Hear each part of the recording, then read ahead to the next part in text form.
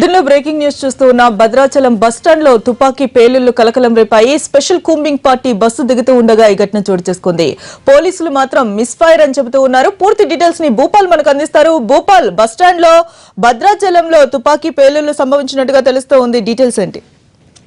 మమత, Bhadrachalam bus stand లో కొద్దిసేపటి క్రితం తుపాకీ కలకలం లేగింది. దాదాపుగా అంటే ఈ భద్రాచలంలో దాదాపుగా సిఆర్పీఎఫ్ ప్లాటులు ఉంటాయి. ఈ ప్రాంతం నుంచి ఇటు ఛత్తీస్గఢ్, ఒరిస్సా ఇది మొత్తం నక్సల్స్ ప్రాంతం కావడంతో ఆ ప్రాంతానికి వెళ్లి కొమ్మికి వెళ్ళిన దళం అంటే పోలీసుకు సంబంధించిన జవాన్లు తిరిగి వస్తున్నారు. అయితే తిరిగి వస్తున్న సందర్భంలో బస్సులో దిగుతుండగా ఒక కానిస్టేబుల్ నుంచి ఒక జవాన్ నుంచి మిస్ఫైర్ అయింది, తుపాకీ నుంచి మిస్ఫైర్ అయింది. అంటే దీనికి కారణం ఏంటంటే వీళ్ళు ఎప్పుడు కూడా ఈ గన్స్ ని కూడా లోడ్ లో ఉంచుకుంటారు, లాక్ చేయకుండా ఉండటం అనేది అంటే జరుగుతుంటది. అయితే ఒక్కసారిగా అంటే ఎప్పుడైనా అటాకులు జరుగుతున్న ఉద్దేశంతో ముందస్తుగా ఆ విధంగా ఉంటారు. ఈ నేపథ్యంలో బస్సు దిగుతుండగా అంటే ఒకేసారి దిగుతున్న సందర్భంలో పోలీసులందరూ దిగుతుండగా ఒక కానిస్టేబుల్ నుంచి మిస్ఫైర్ అయింది. అయితే ఆ మిస్ఫైర్ కిందికి అంటే రోడ్డు మీదకి జరగడంతో దాదాపు 4 రౌండ్లు రోడ్డు మీద కిందికి జరిగినాయి. దీంట్లో 4 రౌండ్లు జరగడంతో ఎటువంటి గాయాలు ఎవరికి జరగలేదు. ఇమ్మీడియట్ గా ఆ కానిస్టేబుల్ తను